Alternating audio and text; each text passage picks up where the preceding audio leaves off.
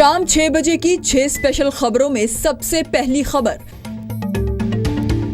दिल्ली के रानीबाग इलाके की है, जहां चाइनीज मांझे में फंसकर एक 3 साल की बच्ची सांची की मौत हो गई। बच्ची परिवार के साथ नारायणा से फिल्म देखकर लौट रही थी।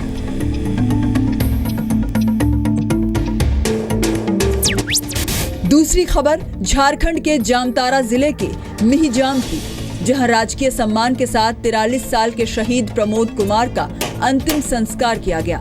प्रमोद कुमार कल श्रीनगर के नौहट्टा में आतंकी हमले के दौरान शहीद हुए थे। 6 बजे की तीसरी बड़ी खबर महाराष्ट्र के सतारा की है, जहां सतारा के डॉक्टर संतोष पोल को पुलिस ने हत्या के आरोप में गिरफ्तार किया है। डॉक्टर ने 6 लोगों की हत्या की बात कबूली है।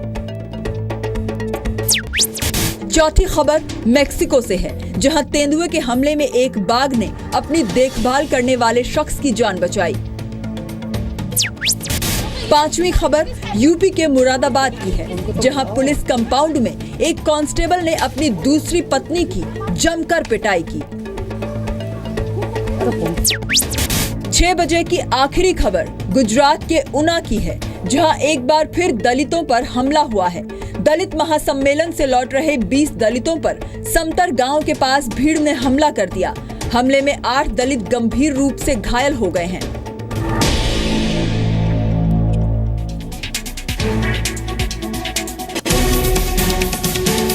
बुलेटिन में सबसे पहले बात करते हैं 3 साल के मासूम के दर्दनाक मौत की। चीन के मांझे ने 3 साल के सांची की जिंदगी की डोर ही काट दी। हादसा दिल्ली के रानीबाग इलाके में हुआ। बच्ची के अपने पिता के साथ फिल्म देखकर लौट रही थी। दीपाली चौक के पास कार की रूफ विंडो से झांकते वक्त पतंग के मांझे से उसकी गर्दन कट गई। रिपोर्ट देखिए। चाइनीज धागे के चलते न जाने कितनी घटनाएं राजधानी दिल्ली में घटी। पिछले 3 दिनों के अंदर 6 घटनाएं घटी, लेकिन जिस तरीके से इस बच्ची की मौत हुई है बेहद दर्दनाक है।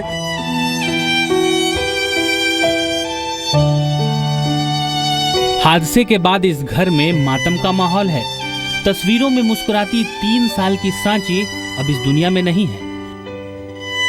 सांची के पिता आलोक अब भी उस हादसे को याद कर सिहर उठते हैं। खुद को कोसने लगते हैं कि आखिर बच्ची की जिद न मानी होती तो इस हादसे को टाला जा सकता था। दरअसल सांची अपने मम्मी पापा के साथ नारायणा से फिल्म देखकर लौट रही थी।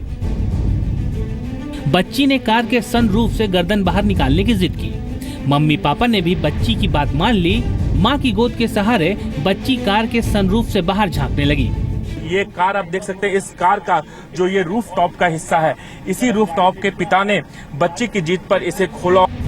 थोड़ी देर बाद अचानक बच्ची के गले में चाइनीज फंदा फंसा। बताया ये भी जा रहा है मांझे से फंसने के बाद कार से उछलकर बच्ची डिवाइडर से जा टकराई। खून से लथपथ बच्ची को अस्पताल ले जाया गया, जहां उसकी मौत हो गई। और जैसे ही उसने 1 सेकंड के लिए रूफ टॉप से अपना सिर बाहर निकाला, पतंग का मांझा ऐसी तेजी से उसके गले में लगा और उसको ब्लीडिंग होने लगी। तुरंत उस कार के द्वारा ही हम बच्ची को हॉस्पिटल लेके गए, परंतु वो मांझे की इतनी तीखी पैनी होने की वजह से ब्लीडिंग काफ़ी ज़्यादा हुई और हॉस्पिटल ने कहा बच्ची अब और ज़्यादा नहीं। चाइनीज मांझे ने एक और घर का चिराग बुझा दिया। निहाल विहार का रहने वाला 19 साल का जफर सैफी द्वारका में अपनी बहन के घर से लौट रहा था। मीराबाग आउटर रिंग रोड के पास उसके गले में पतंग का मांझा फंस गया। जफर बाइक से गिर गया और उसका सिर सड़क के डिवाइडर से जा टकराया। गंभीर रूप से घायल जफर को अस्पताल ले जाया गया, लेकिन रास्ते में ही उसकी मौत हो गई। पतंग का मंजा आ गया, पतंग का जो मांझा होता है उड़ाने का वो आ गया।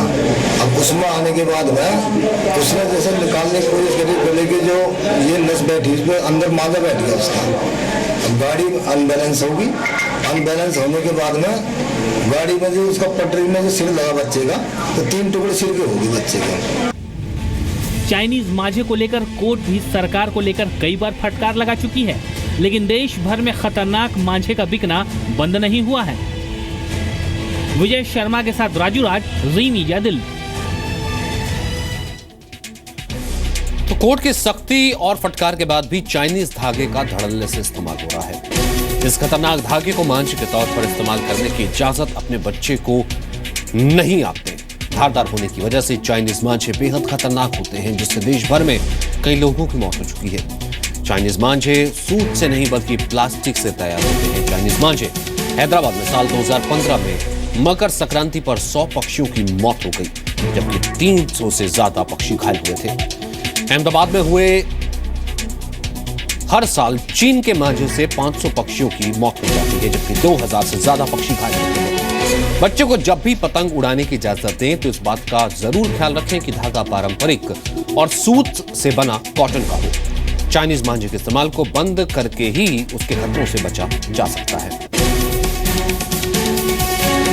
और इस पर खबर आ रही है कि चाइनीज मांझे पर दिल्ली सरकार ने रोक लगा दी है। हालांकि पहले इसकी बात की जा रही थी कि इस पर रोक लगनी चाहिए या फिर तमाम दुकानों को कहा गया कि इसे ना रखा जाए, लेकिन उसके बावजूद रखा गया। ये रोक पहले ही अगर हो जाती तो शायद इतने बड़े हादसे से बचा जा सकता था, जो कि ये हादसा हुआ है। इस बच्ची की जान चली गई। देरी से उठाया हुआ कदम। दिल्ली सरकार ने चाइनीज मांझे पर रोक लगाई है, लेकिन सभी जानते हैं 15 अगस्त के दिन दिल्ली में लोग पतंग उड़ाते हैं, काफी ज्यादा पतंग उड़ाते हैं, और इस कारण से 16 तारीख पर उस पर बैन लगाना, ये घटना होने के बाद एक देरी जरूर है, लेकिन दिल्ली सरकार ने अब इस पर रोक लगाई है। पहले ही अगर ये नहीं मिलता, बाजार में नहीं आता, एक बच्ची की जान बच जाती।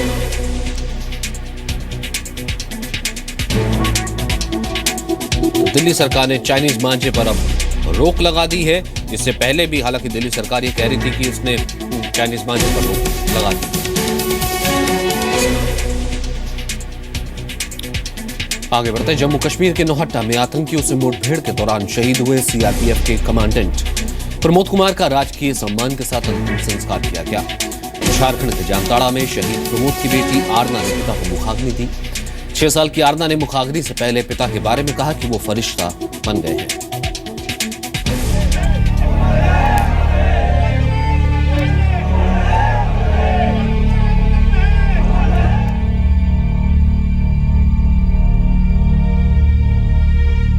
I love you, beta. I love you. I love Papa. Bye, Papa. ठीक है बेटा, बाय बेटा। 6 साल की आरना के लिए सबसे प्यारे उसके पापा हैं। जो मैं बोलता हूँ वही करते हैं। अच्छा, तो क्या क्या आपने बोला उनको? मेरे लिए पापा गिफ्ट लाते जो तो लाते हैं। वो अपने पापा की तरह एक जांबाज अफसर बनना चाहती है। मेरे को पापा ने ही बोला है। क्या? कि तुम पुलिस ऑफिसर बनोगी। तो आपने अब क्या सोचा है, क्या बनना है? Police officer. मगर अफसोस, आरना के पापा अब उसके लिए कभी भी गिफ्ट नहीं लाएंगे। बिलखती आरना ने झारखंड के जामताड़ा में अपने शहीद पिता कमांडेंट प्रमोद कुमार को सैल्यूट किया तो हर किसी की आंखों से आंसू छलक आए। अपने नन्हे हाथों से आरना ने अपने पिता को मुखाग्नि दी।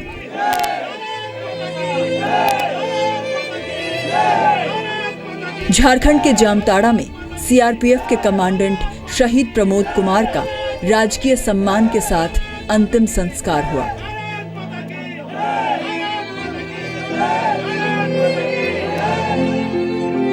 यूं तो शहीद के परिवार में माता पिता, पत्नी नेहा और बिटिया आरना के अलावा 4 बहनें हैं, लेकिन अंतिम विदाई के दौरान पूरा जामताड़ा ही शहीद का परिवार बन गया।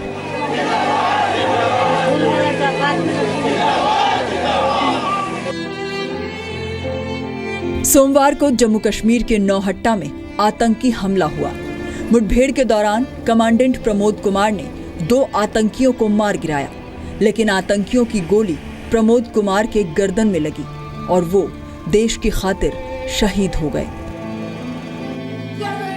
शहीद होने से पहले प्रमोद कुमार ने स्वतंत्रता दिवस के मौके पर अपने साथियों के बीच जोशीला भाषण दिया, लेकिन किसी को इस बात का एहसास नहीं था कि ये उनका आखिरी पैगाम बन जाएगा।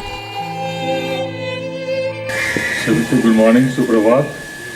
आप सभी को आज जैसे विदित है, देश का 70वां स्वतंत्रता दिवस समारोह पूरे देश में मनाया जा रहा है। विगत वर्षों में कई बड़ी चुनौतियों का सामना करना पड़ रहा है और कड़ी मेहनत के साथ हम इन चुनौतियों का सफलतापूर्वक सामना कर रहे हैं। इसमें एक महत्वपूर्ण चुनौती आतंकवाद है और श्रीनगर में आतंकवाद के साथ भी पत्थरबाज है, क्यों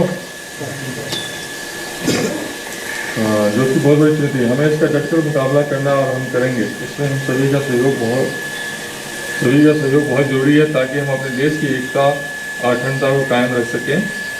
ये आपकी संपूर्ण कार्यकुशलता एवं कड़ी मेहनत से ही संभव है। अतः शुभ अवसर पर मैं आपसे यही कहना चाहता हूँ कि आपको जो भी कार्य सौंपा जाता है उसे पूरी ईमानदारी, लगन और मेहनत के साथ पूरा करें। जो आज़ादी इतनी मुश्किल से मिली है वो कायम रह सके। अंत में मैं आप सभी को पुनः इस अवसर पर अपनी हार्दिक शुभकामनाएं देता हूँ। जय हिंद।